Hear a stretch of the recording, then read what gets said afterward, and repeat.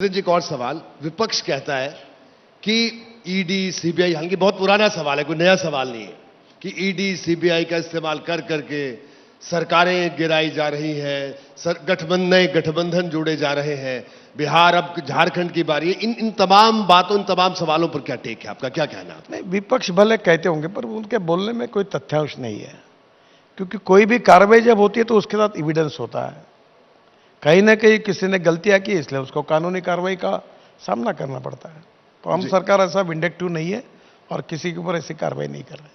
जी, अब एक और सवाल। आपका सपना, आपने जिक्र भी किया, मैं कहीं देख भी रहा था, कि कश्मीर से कन्याकुमारी तक एक रास्ता तो ये सपना कब साकार होगा गडकरी जी? लगभग पूरा होते हुए आया है, पूरा होने वाला है। देखो, आप मनाली से निकलो जी तो मनाली से रोहतांग पास जाने के लिए 3.5 घंटे लगते थे जी, अब 8 मिनट में जाते हो अटल टनल से। बिल्कुल जी। फिर अटल टनल से बाहर आने के बाद हम 4 टनल बना रहे हैं।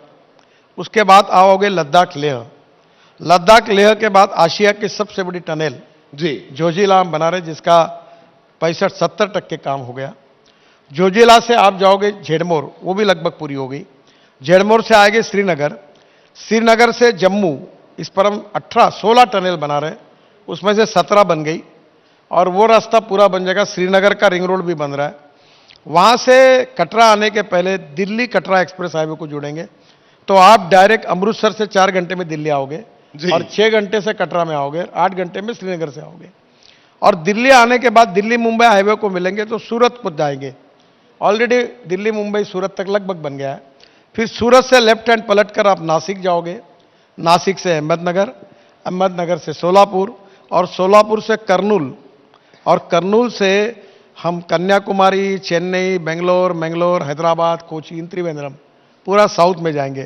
तो अब मुंबई और पुणे जाने की जरूरत नहीं जी। इस साल शायद, पक्का प्रॉमिस नहीं करता जी, दिसंबर एंड होने के पहले आप मनाली से लेकर कन्याकुमारी तक 4 लेन एक्सिस कंट्रोल रोड से आप निश्चित रूप से जा सकते। ये आपने बहुत बड़ी बात बताई।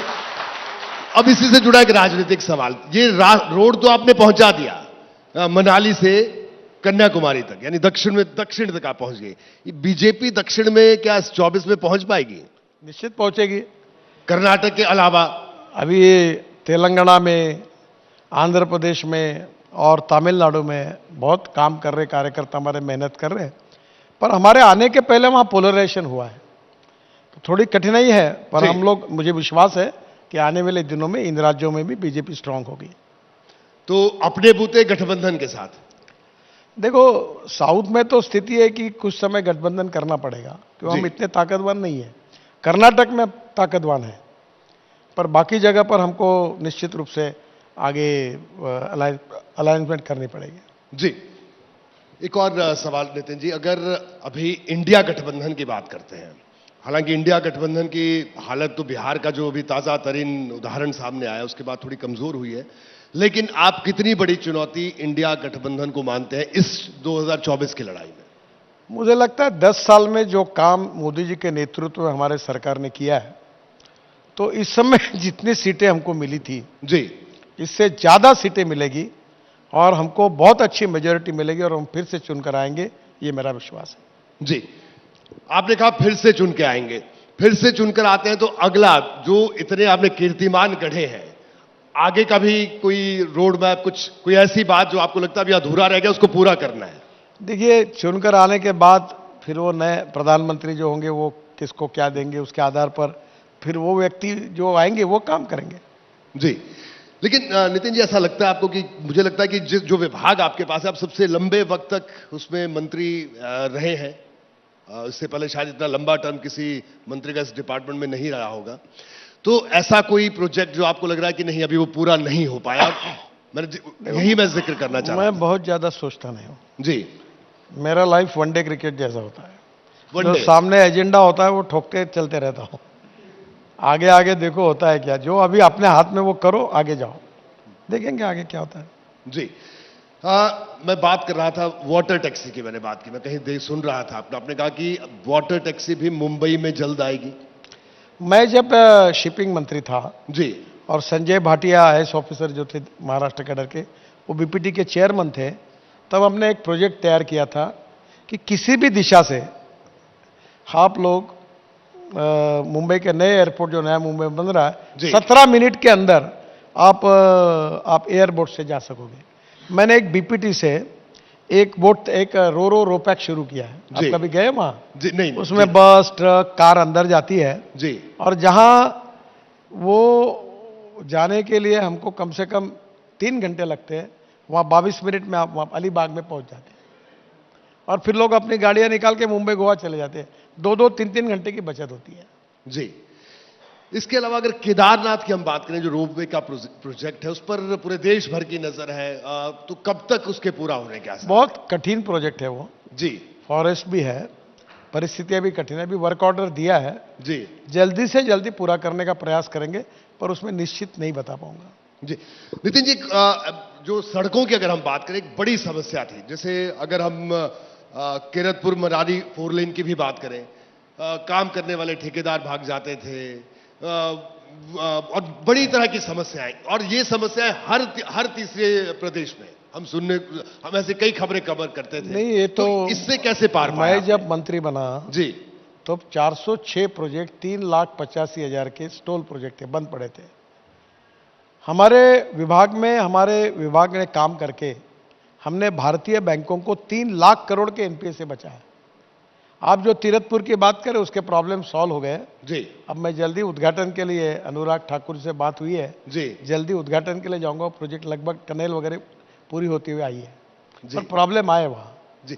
लेकिन ये मैं आपसे ये जानना चाह रहा था कि इसकी जड़ में आखिरकार क्या वजह थी कि वो आप जब विभाग में आप मुझे इसलिए, आपके चैनल में काम करता है, दूसरे चैनल में जाता है, दूसरे को छोड़ता है, तीसरे में जाता है। वैसे ये ने काम किया तो दूसरे को देना, दूसरे ने को तीसरे को देना, ये तकाजा होता ही है जी। और टेंडर में जो लोएस्ट आता है उसको काम देना पड़ता है। हम ट्रांसपेरेंट है। अभी तक मैं 50 लाख करोड़ के काम कर चुका हूं, एक भी एलिगेशन नहीं आया। बिल्कुल, तो वो जो लोएस्ट आता है उसको देना पड़ता है, फिर वो फंस जाता है। कभी फॉरेस्ट वाले काम बंद करते, कभी रेलवे के क्लियरेंस नहीं मिलते, कभी यूटिलिटी शिफ्टिंग नहीं होती, कभी कोर्ट में केस जाती है, कोर्ट काम बंद कर देता है। तो मैंने जो आपको पहले कहा कि प्रॉब्लम सब जगह पर है जी, पर ये लीडरशिप की टेस्ट है, परीक्षा है कि उन समस्याओं पर मात करके आगे वो कैसे जाते हैं, और यही हमारी टेस्ट है। वो उसमें हम परीक्षा में पास होना चाहिए। आपका जो काम करने का तरीका, अपने विभाग की बात करूं, कि कॉस्ट पर भी कंट्रोल और क्वालिटी से कोई समझौता नहीं, थोड़ा मुश्किल लगता है लेकिन दिख रहा है। तो ये इस मुश्किल में ये सामंजस्य कैसे स्थापित हुआ? देखो, एक तो पहली बात है कि रोज टेक्नोलॉजी बदलती है। अभी मैं आसाम में गया था, माजुली आइलैंड, ब्रह्मपुत्रा में, सोनवाल जी की कॉन्स्टिट्यूंसी है जी। तो मुझे बहुत आग्रह किया, वो मुख्यमंत्री थे उस समय, कि ये ब्रिज डिक्लेयर करो। मैंने बोला ये ब्रह्मपुत्र है, समुद्र है, ऐसे कैसे ब्रिज होगा? बोले अब मेरे कौन 1.5 लाख लोग वहां रहते हैं, मैं चुनाव नहीं जीत पाऊंगा। तो फिर मुझे प्रश्न में आया कि अब कैसे करना। तो मैं हाँ ना करते हुए आखिर में बोला, ना आप नहीं करोगे तो मैं हारूंगा, ये लोग वोट नहीं देंगे। तो मैं डिक्लेयर कर दिया। यहां आने के बाद पता चला कि 6,000 करोड़ का ब्रिज है। फिर मैं अब कैसे करना जी। फिर मैंने एक नई टेक्नोलॉजी लाई मलेशिया और सिंगापुर से, एनफोर्समेंट कंक्रीट की, कि डिस्टेंस बिटवीन 2 पियर हमारे यहाँ मैक्सिमम 50 मीटर होता है मेट्रो में और फ्लाईओवर में। अब हमने कहा कि वो 120 मीटर होगा, और वो जो ऊपर का जो उसका बीम है वो स्टील फाइबर में कास्ट करने की टेक्नोलॉजी लाई।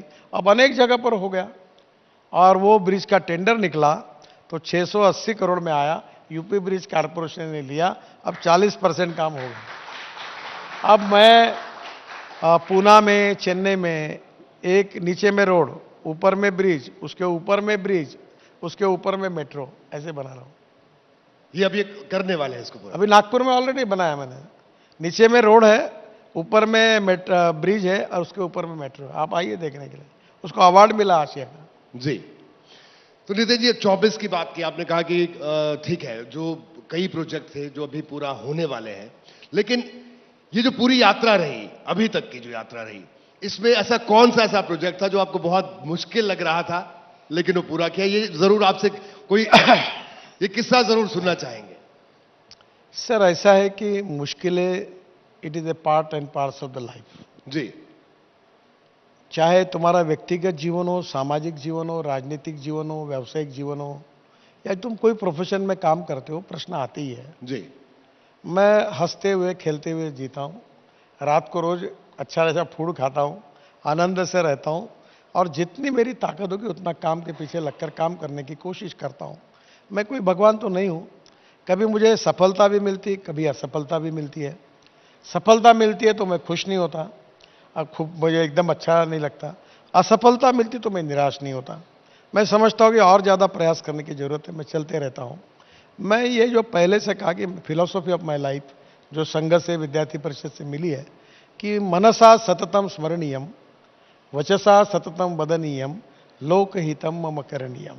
करते रहो, जितना कर सकते हो उतना आपने करते रहना चाहिए। कभी सफलता मिलेगी, कभी फेल्यूर भी होगा, पर चलते रहना थे। चरेवती चरेवती चरेवती। आखिर में सवाल नितिन जी, महाराष्ट्र में पिछले प्रदर्शन से बेहतर प्रदर्शन हुआ, क्योंकि अब इक्वेशंस बदल गई हैं महाराष्ट्र में पूरी तरह से। मुझे लगता है अभी ट्रिपल इंजन की सरकार है तो पहले तुलना में अच्छा ही प्रदर्शन होगा, बेहतर प्रदर्शन होगा। नितिन जी, आखिर में बड़े सारे यंगस्टर्स बड़ी दिन भर से हमारा दिन भर कॉन्क्लेव चला, आपका इंतजार कर रहे थे, क्या कहना चाहेंगे आप इनके लिए खास तौर पर, क्योंकि आपका जो विजन है उससे जाहिर सी बात है जरूर कुछ सीखने को मिलेगा। मैं ये कहूँगा कि जीवन में अगर सक्सेस होना है तो भविष्य का अगर हमको सक्सेस होना है तो वर्तमान काल में भूतकाल की जो हमारा इतिहास है उससे प्रेरणा लेकर वर्तमान काल में हम क्या करने से भविष्य में आगे जा सकते हैं, यानी टेक्नोलॉजी में, रिसर्च में, इनोवेशंस में, सभी जगह पर ये सोच। अभी मैं काम कर रहा हूँ, मैं शुगर फैक्ट्री में, अभी मेरी एक जिद है कि कार्बन डाइऑक्साइड ही देश की समस्या है। तो मैं बहुत पीछे पड़ा, बहुत रिसर्च हुए, अब कार्बन डाइऑक्साइड से इथेनॉल बना है जी। अब सक्सेसफुल है, उसको कमर्शियल करने की कोशिश कर रहे हैं। और आप तो बार बार कहते हैं कि पेट्रोल और डीजल से निर्भरता खत्म करनी है। ये पेट्रोल कब तक और खत्म होगी? पेट्रोल और डीजल को देश से समाप्त करना, ये मेरा मिशन है। इस देश को एयर प्रदूषण से मुक्त करना, ये मेरा मिशन है। इस देश में 16 लाख करोड़ की फॉसिल फ्यूल इंपोर्ट होती है। देखो, मैं जब इथेनॉल की बात करता था तब आपको मालूम होगा मैं अध्यक्षता तब से कर रहा हूं जी। इथेनॉल, मिथेनॉल, बायोडीजल, बायोलॉजी, मैं हाइड्रोजन की बात करता था जी। मेरे पत्नी ने मुझे एक दिन कहा कि पानी से हाइड्रोजन निकलेगा और गाड़ी चलेगी। ये मेरा ही विश्वास नहीं बैठता तो लोगों का कैसे बैठा। मैं हाइड्रोजन की गाड़ी लाई, अब मेरे पास हाइड्रोजन की गाड़ी है जी। मर्सिडीज जैसी बढ़िया गाड़ी है जी। और टोयोटो की, उसका नाम है मिराई। मिराई मीन्स फ्यूचर जी। और वो आज लोगों को विश्वास होता है, देखो बैठो, सब मुख्यमंत्री को, मंत्री को मेरे घर में बिठाता हूं और बोलता हूं आपके राज्य में हाइड्रोजन तैयार करो। पानी से हाइड्रोजन, वेस्ट से हाइड्रोजन, ऑर्गेनिक वेस्ट, कचरे से हाइड्रोजन, सब कुछ। मैं अभी दिल्ली के UR2 में 25 लाख टन कचरा रोड में डाल दिया। हमने अहमदाबाद डोलेरो रोड में 25 लाख टन कचरा रोड में डाल दिया। अब टायर से रबर की पाउडर निकाल के बिटुमेन में डाल रहे हैं, प्लास्टिक को डाल रहे हैं। Waste to wealth and knowledge to wealth. तो मैं इनको कहूंगा waste to wealth and knowledge to wealth, दोनों भविष्य है, इसमें काम करिए।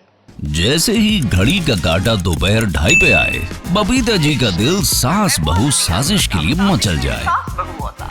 और ये है इनकी बहू, पूरे दिन ऑफिस की टेंशन हो जाए गॉन जब ये करें अपना फेवरेट शो फ्री टाइम पे ऑन। इनकी तरह आप भी देखें अपना फेवरेट शो अपने टाइम पर और डाउनलोड कीजिए ABP लाइव ऐप अपने स्मार्ट टीवी पर।